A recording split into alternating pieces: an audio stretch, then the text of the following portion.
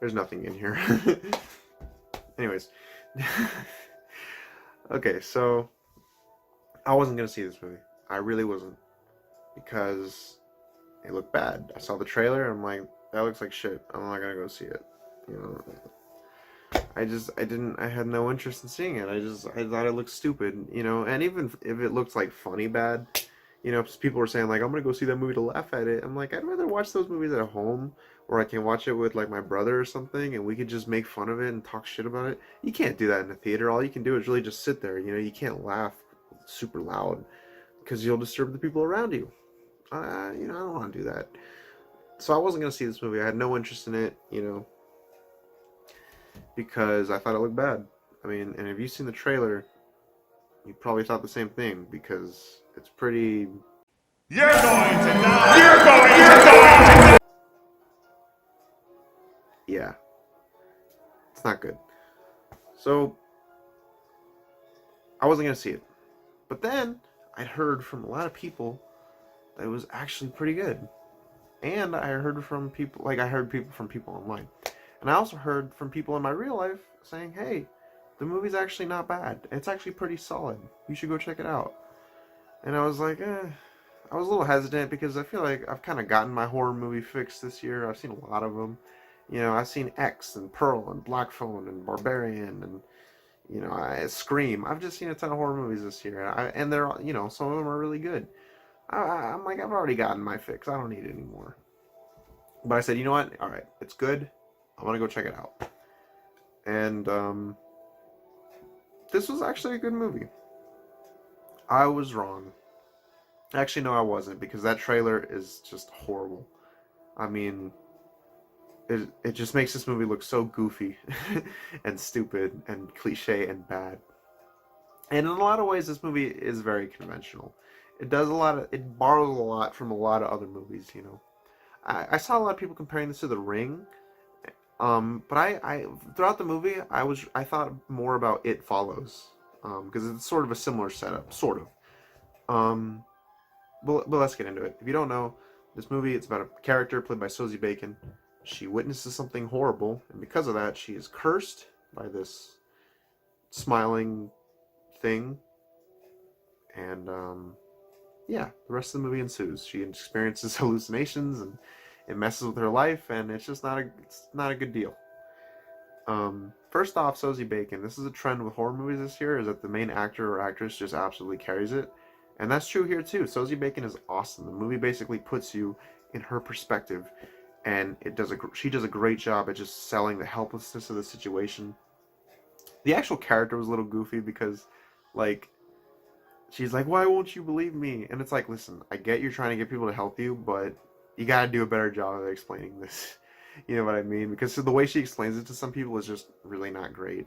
You know, I'm like, I could probably explain it better. But then again, I'm not her, so what do I know? I'm not the one in that situation. I'm just an observer, so you know. But yeah, I I I like that character a lot. I think Sosie Bacon added a lot to her because most of the time, especially in bad horror movies, the main character doesn't feel like a character. They just feel like a vessel for the audience to experience all this spooky stuff happening. And Sosie Bacon's character is that, but she manages to add a lot through just her expressions and her body language. It's great. You know, like she just adds a lot of subtle details to that character that I liked. And you know, the writing is there too. So I like that character. Um, as for the actual horror content of the film, this movie relies a lot on jump scares. And if you know me, I don't like jump scares. I think they're the laziest way of scaring somebody because it's just natural human reaction to jump at something like that, you know. And most of the time, it's not a real jump scare. It's just like some characters in a basement with a flashlight, and then like somebody's hand grabs them from behind, and you're supposed to be like, "Whoa!" But then it turns out it's just Todd with the pizza. You know, he's like, "Come on, man, the party's upstairs," and you're just like, "Oh, okay, well." I mean, you just kind of fucking cheated there, movie, but whatever. But I like how this movie incorporated a lot of jump scares because, in context of the movie, this smiling curse is constantly just screwing with the main character by like jump scaring her. So it makes sense that this movie would have a lot of jump scares. The movie is constant, like in the evil spirit, whatever force in the movie is jump scaring her, so it jump scares you, And I like when a movie can do that. I like when a movie can use like filmmaking techniques like that and sort of incorporate it into the story. I like that. And actually, I found this movie actually pretty disturbing. I was actually very uncomfortable throughout it. It's a lot of the horror movies I've seen this year I've liked, but I haven't really been scared by them. Even some of the ones I liked, like X. I really liked X, but I found it more like a fun slasher than actually scary. You know, same with Black Phone. I enjoyed the story and the characters, but I didn't find it particularly frightening. This movie, I was constantly on edge and I was constantly uncomfortable. And some of the imagery on screen was actually very gruesome, especially the opening of the movie. I love the opening of the movie. It is so just visceral and gruesome. If you've seen the trailer, you probably already know what it is, but I won't say it. But it's a great way to start the movie. Loved it. There's a lot of body horror in this movie, a lot of horrible stuff involving, just violence, and I loved it. I think, I like it when horror movies are violent because I just find violence unsettling, so it works on me. Um, that what a dumb sentence. I find violence unsettling. Who doesn't, But yeah, I really like how this movie incorporated the violence because there's not a lot of it, but when there is violence, some of it you don't actually see, some of it you just see the aftermath of it, and it's very effective, very well done. It looks real, it doesn't look fake. Some people complain about the CGI in the film, and to be honest with you, I didn't really notice it. Maybe if I watched it a second time, I would, but it never took me out of the movie. Um, yeah, I was constantly compelled and disturbed and uncomfortable, and I really like this movie. I really like this movie.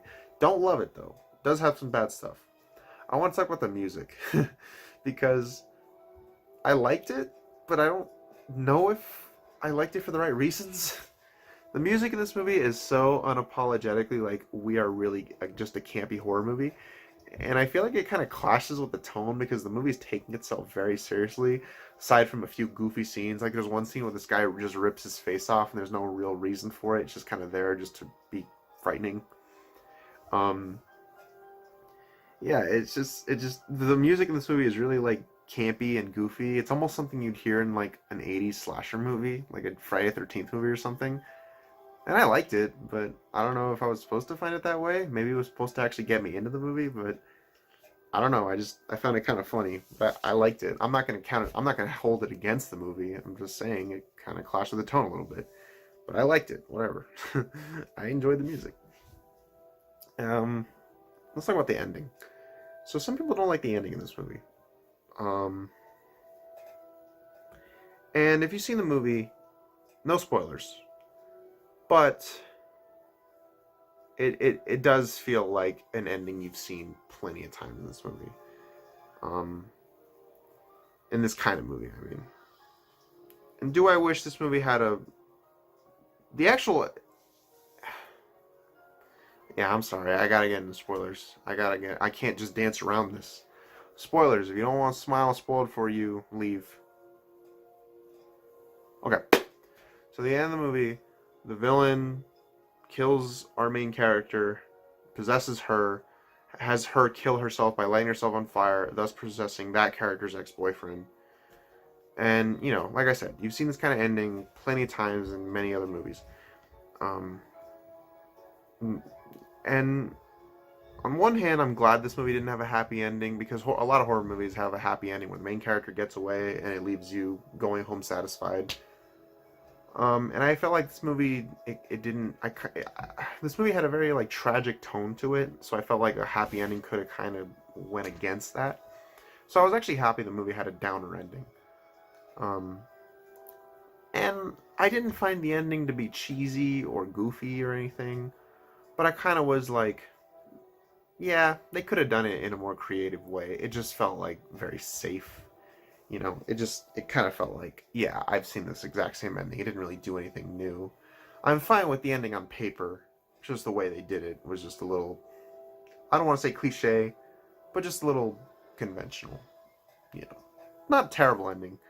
Um, but yeah, I wish they could have done a more unique take on it because this movie, I think it did a great job at doing a lot of, like I said, jump scares, you know, and just like it did a lot of things that you've seen in plenty of other movies, but it added its own unique take on it.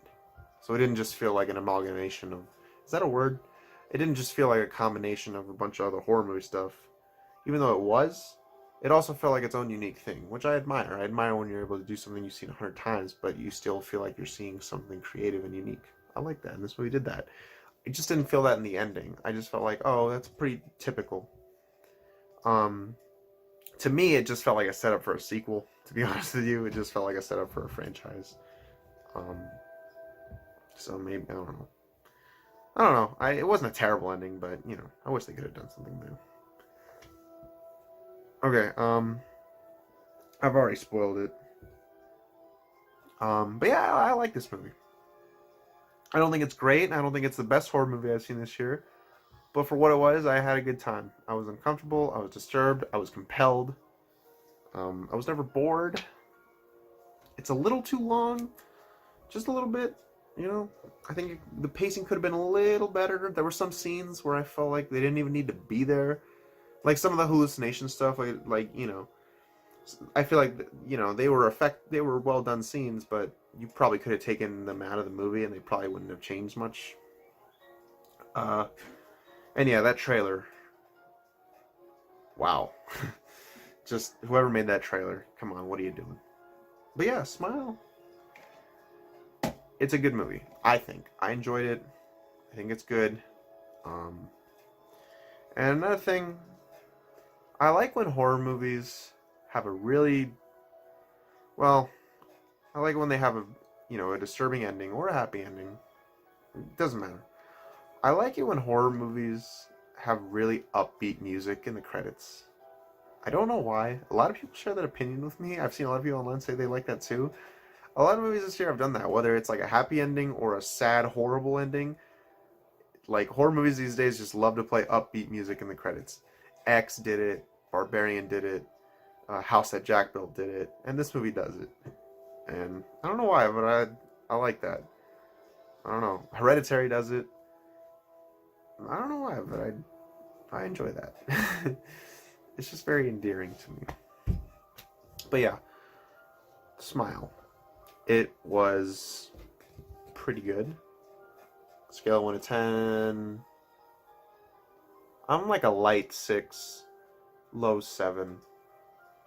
Somewhere around there. Yeah. I don't know.